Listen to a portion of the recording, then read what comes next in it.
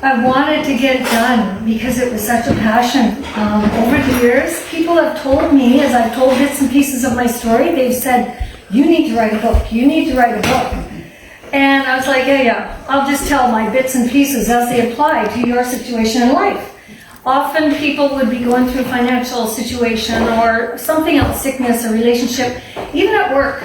And my work buddies are here, 4 of them, and often I'd have a story of having had cancer or having had something that they had been through, and I just like to build a connection with them and try to let them know that, you know what, I get what you're going through, and I've been here and done that, and so I get a bond with them.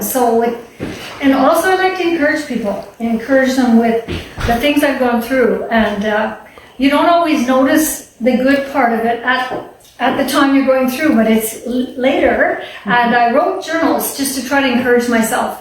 Since 1990, I kept a journal of things that I wanted to remember when I was discouraged, and I would refer back to those when I was writing this. I did have to write a lot about my childhood, which was necessary. It's hard when you first start reading the book, as some of you may have noticed when you're reading. Mainly because I would want to reach out to people that could relate to the same kind of things that I went through. And it was basically an abusive home. A home there wasn't a lot of love, there wasn't a lot of encouragement, and therefore I grew up not having a lot of confidence, self-esteem, and then just through a number of learning lessons, having to learn how to decision make, and going here and going there, and the things I write about in here were just how God took me through and helped me to get confident and trust Him and learn what a good dad is like. And I'm really glad now I finally did it. There was many years I stopped, because I started this in 2008 after I came back from the Bethel School in California. And I had a teacher who said, what legacy are you going to leave? And that really stuck with me. I thought, wow, I don't know, what legacy am I going to leave?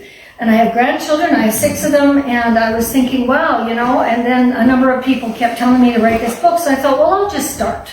And I've got my journals, and so, yeah, not knowing how to do computer work was really a challenge, because all I knew how to do was send email, and I had a big old computer, and I got very frustrated many times, but in the end, then I just had people, when I was nearly finished, come across my path, and they would help me put it together, and then in the end I went to a publisher in Victoria to do the final product, and I was really glad. I just think if you can read it and get past the yucky parts in the beginning, I laid a foundation on which maybe other people could refer to for themselves and then see, but it gets better, and so I'm very excited, and I had to change my name because my daughters, I'm so used to and comfortable sharing my life story, but they weren't.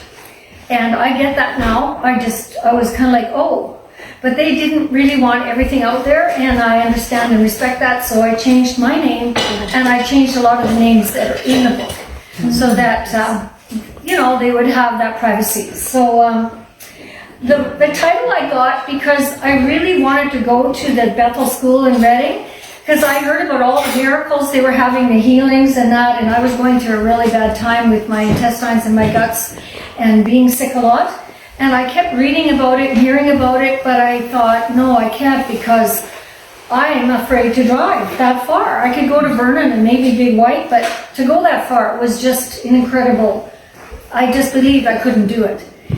And yet, the more I learned about Bethel and heard about it, I wanted what was on the other side of fear.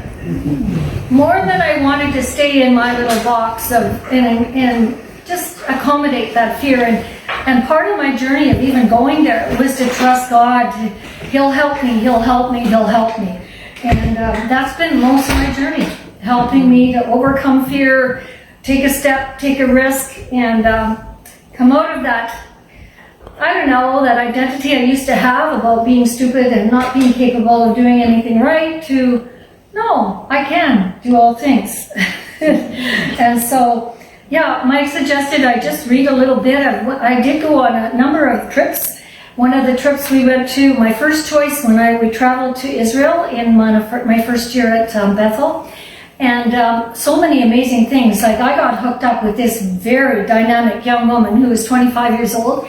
And if I don't think I would have been as bold had I not been with her, but she was willing to go up and talk to anybody at any time and any place, and it was really exciting to be with her. So one of the stories I'll just read is called Touchdown in Tel Aviv.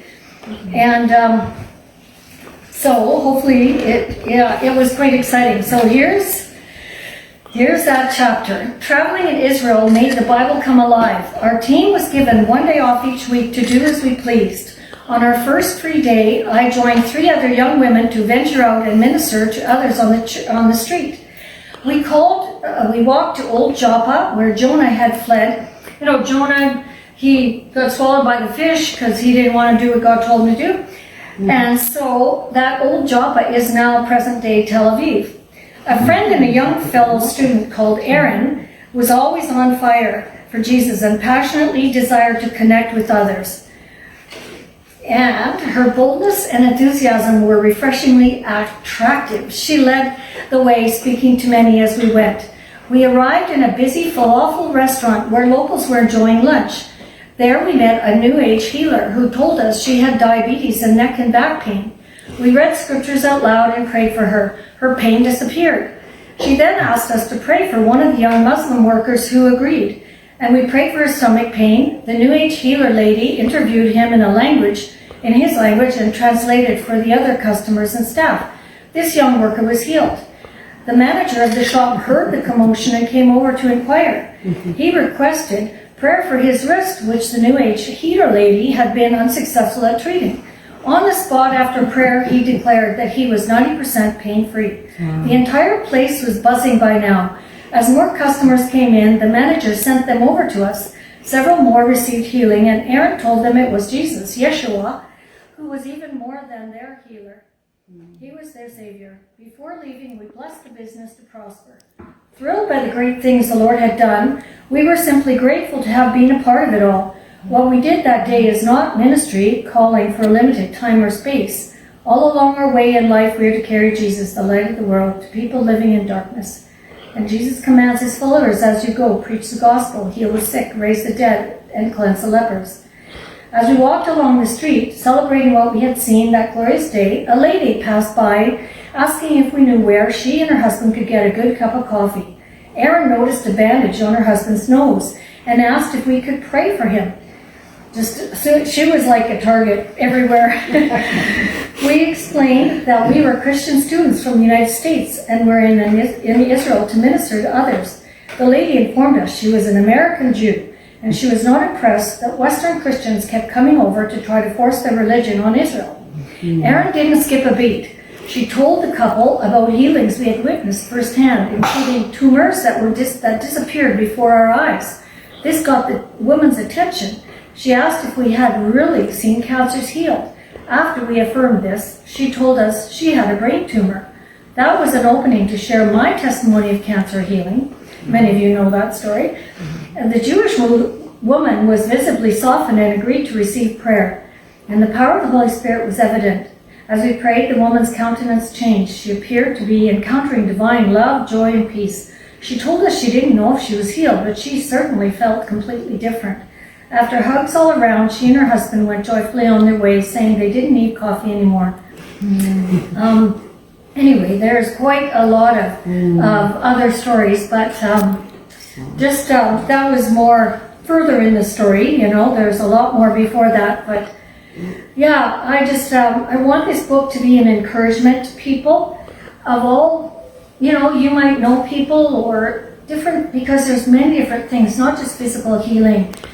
Going through financial losses, you know, going through a divorce, and, you know, all the different things that are in here, I'm sure that will touch different people you might know and encourage them just in how you just think all is lost, but it has been, and it's not over yet, you know, and so I think I started this, I was just in my late 50s. And this took me 11 years, so take a guess. But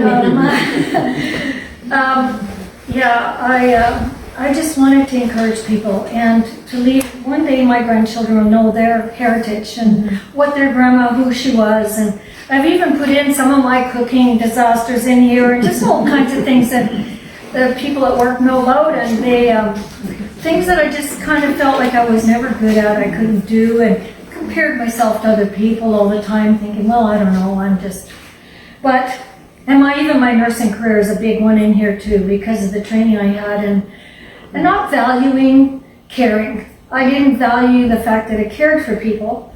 I only valued the thing that I didn't get was a lot of skill and knowledge and good training. And I faked it a lot. So, but I learned there's a lot of value that in caring and having compassion. And so it seemed like every time I go back to work, having many times I'm leaving, never coming back. My goal was to leave work and never kill anyone or drop a baby. That was my goal in life for my career. But every time God sent me back, it seemed like He would put me in more challenging and more challenging situations, so that I would have to trust God to give me the wisdom and knowledge to know how to do the. I just wanted my natural tendency was I just want to do the simple little thing that I knew, and don't put me in with funny business that I don't know anything about. But as it turned out, I had to just every day trust and pray before I go, oh God, oh God, help me. And I would always, I pray that Psalm 121. I lift my eyes up to the mountains. Where does my help come from? My help comes from you, my creator of God and all the earth. Yeah. Anyways, thank you so much, and I appreciate it. If you guys just know anyone that might be encouraged and like to get a book, there is a website that is on the business card I have included in here, and it can be ordered, or I have a whole bunch of copies in my place. So if anybody, you have any questions, or I don't know, Mike, what do you think? Thank you, Wendy. That was very good.